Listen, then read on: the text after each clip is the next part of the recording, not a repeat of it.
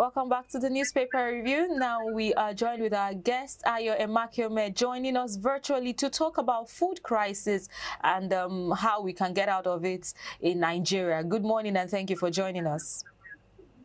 Good morning. How are you doing? Thank you for having me. Very well, thank you. I like to paint a personal experience first before I get into the questions for today. So just yesterday, I was trying to get fruits and mangoes specifically, and I was going to buy it. It was unusually high, and this location is very close to a market. So my sister asked the question. She said, mangoes fall from trees. Why are they this expensive?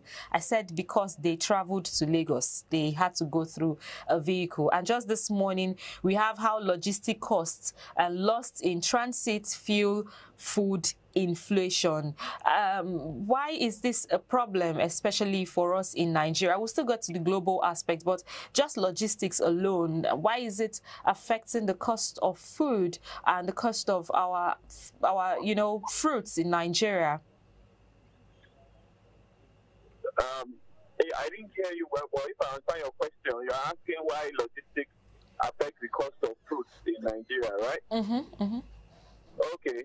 Well, it's very straightforward, really. Basically, in distribution of food and production, logistics affects about 40% of the price of agricultural products, especially in Nigeria. So, if, for example, transport cost goes up by 2.5, 2005 is the cost of delivering that item to, let's say, from Bauchi to Lagos. But what about the other items that were needed, like the fertilizers and every other thing that had to be delivered to that farm through logistics? And when the price of gari goes up, because it's food, it affects every other thing that will go up. And then back to the mango you want to eat, the price of mango too will have to go up, because once price of food goes up, the price of every other thing usually goes up with it. Oh, okay. Now, that's why even today in Nigeria, food inflation is higher than our core inflation. Okay, food inflation is higher than our core inflation. Please, can you explain that clearly? Are you saying that food is going to be more expensive than all the other things we buy? Yes, food presently, like food inflation, if I remember well, is about 22%, while our core inflation is somewhere around 14–15%. So you can see the wide difference. And as long as prices keep going up, as long as the prices of food keep going up, inflation will keep rising, which is why we need to battle to make sure prices of food comes down for inflation itself to come down. Okay, now let's move to the global aspect here. The Russian-Ukraine war started in February, and now this is May. You would think that the distance between Russia and Ukraine would not affect our food in Nigeria, but I'm seeing that we have those conversations these days. Russia-Ukraine war preventing food insecurity in Nigeria, and I know that Ukraine produces wheat as one of the largest producers in the world, which has affected the cost of bread and that. Is it just the bread that war is affecting, or there are other things? Because if Russia is not supplying, if Ukraine now is not supplying our vegetables, our local, food, why is the war also affecting other aspects of our food? I thought it was just wheat it was going to affect, and by 20% thereabout. Why is it affecting other things? Why are we addressing the war and relating it to the food crisis in Nigeria? Okay, the war is between two big countries, that's Russia and Ukraine. Yeah. And so basically it affects food, it affects energy, it also affects even fertilizers. And with no fertilizer, then automatically the cost of production goes up. That's for farming, and then the cost of food goes up. Then Ukraine is a major producer of fertilizer, of wheat, and also I think sunflower oil, which is used for oil. And so even though we don't import our oil directly for those ones we import, also I know there's a ban on that now from Ukraine, but any other country, most other countries import their inputs for producing their oil from Ukraine. So if those are the countries we are importing our oil from, automatically the price will go up because it's not available. So that's how it's, and the world, always remember, the world is not a global village, because everybody is working with economies of scale. Why should I produce that thing here if I can get it cheaper somewhere else? While bringing it home to Nigeria, most of the things we do are still imported. Nigeria is an import-based economy, even though we are slow, very slow from that. But we are still import-based, which is why anything that happens so many places in the world, especially for an item like food, affects us here in Nigeria.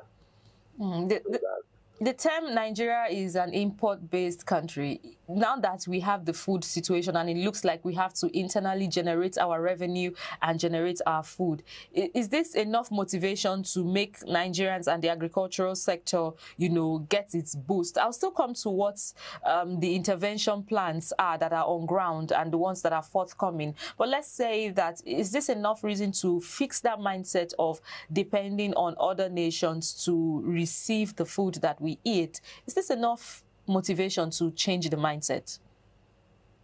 Nigeria has been motivated long before now to try and produce our own, as in to be food sustainable, that is to be agriculturally sustainable and produce our own food. But the issue is that government and the people have been responding very slowly. Like now, to some extent, we are now a net exporter of rice, which is a major improvement. Our export of some other farm produce like yam and coal has improved, but the demand far outweighs the supply, which has been the issue. So the government has a lot to do to still further motivate the populace and the economy to be more food sustainable.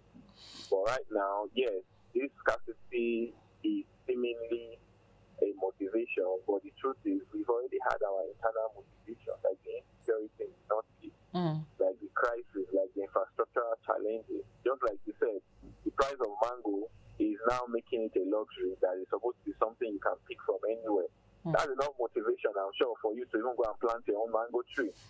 But hopefully we'll get out of it sometime soon. Okay, let's talk about the infrastructural gaps. I know that insecurity is something that the security experts have been talking about, but let's look at the infrastructural gaps, because Nigeria's AFDB's rescue package, the AFDB's rescue package, I'll just read that briefly. That's the resolve of the African Development Bank to rescue Africa from the ongoing food crisis with $1.5 billion Africa Emergency Food Plan would only make the desired impact in Nigeria if such effort is complemented by a decisive policy to tackle insecurity and infrastructural gaps. Let's look at some of these infrastructural gaps. I know we've mentioned logistics, but is that all? I know insecurity, yeah, but is that the only gap that needs to be filled when it has to do with dealing with the gaps that is affecting our food in Nigeria?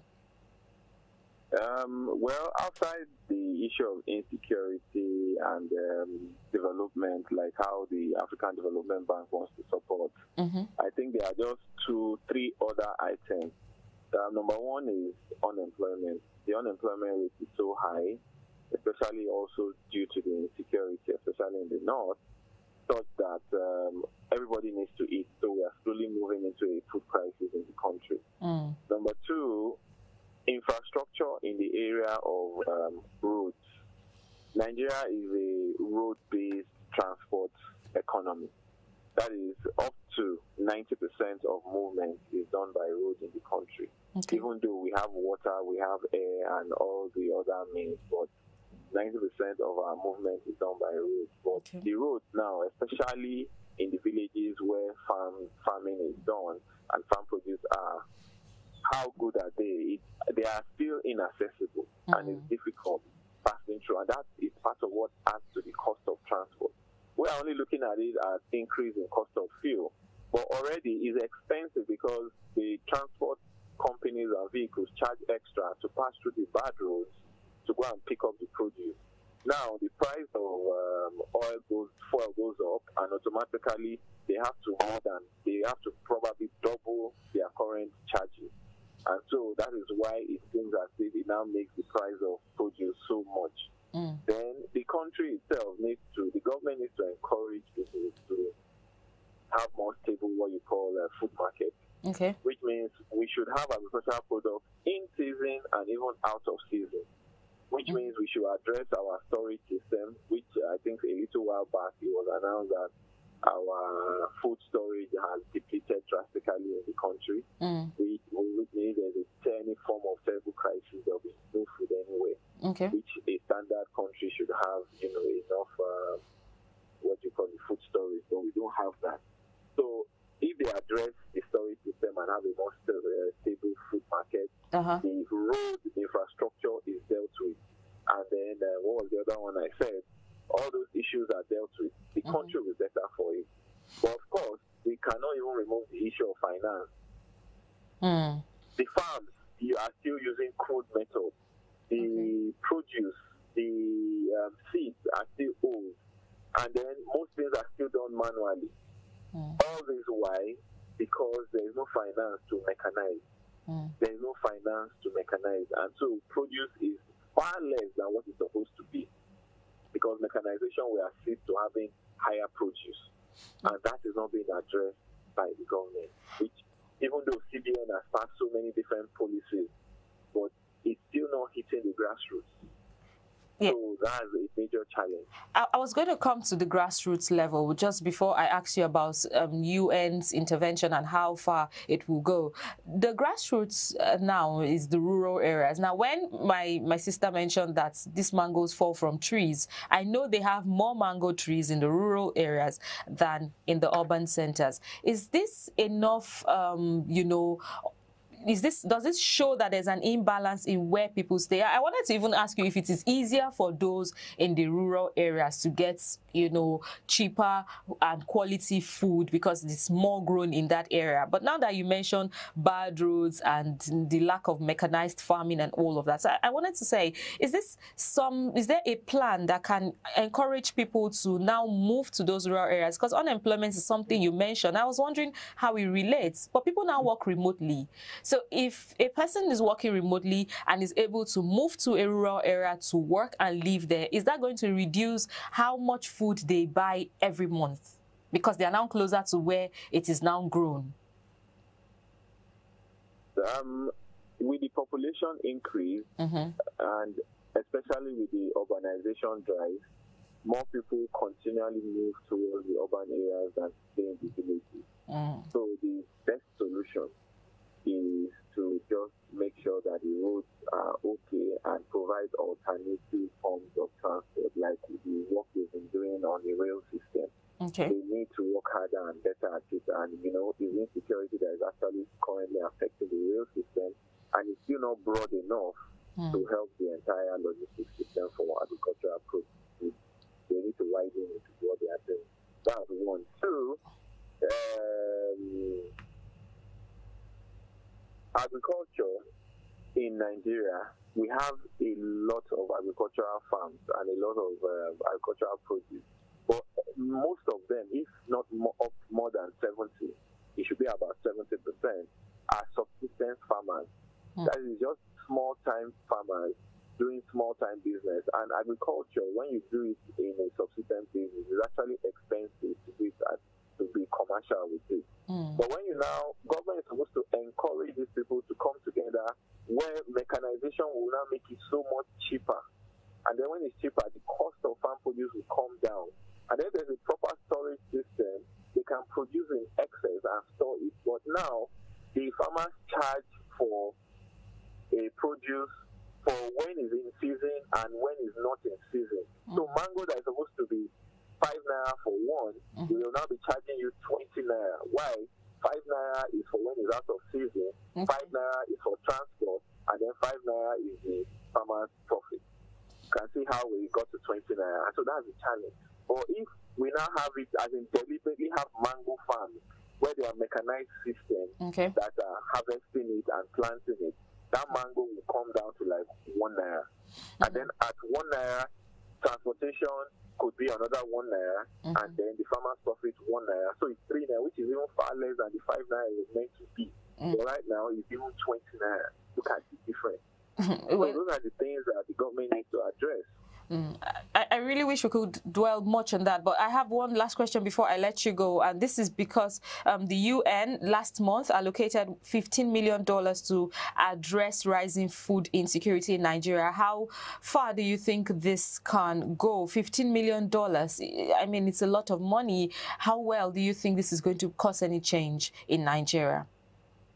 $50 million has not finished fixing the roads. 15, actually, 15, not up. It's not up to $15 million. Yes, that's what I'm saying. Has not even fixed the roads. Let's start from there. It has not brought in enough mechanized system. It has not. Well, at least it's a way of progress. Somebody has got something. Okay. But now government needs to deal with the challenges, because $15 million is just a drop in the river. It hasn't done much. But if government is deliberately now doing more than what they are doing, and then addressing the key issues of rural roads, then rural infrastructure in terms of electricity, and then it's also in the area of storage, deliberately, because even some of these goods that even enter town, by going on the road, they get damaged, like tomatoes, like yam that gets broken, which reduces their prices. All these things need to be addressed. It's a good gesture by the African Development Bank to give us $15 million, but my own is, will government use it wisely?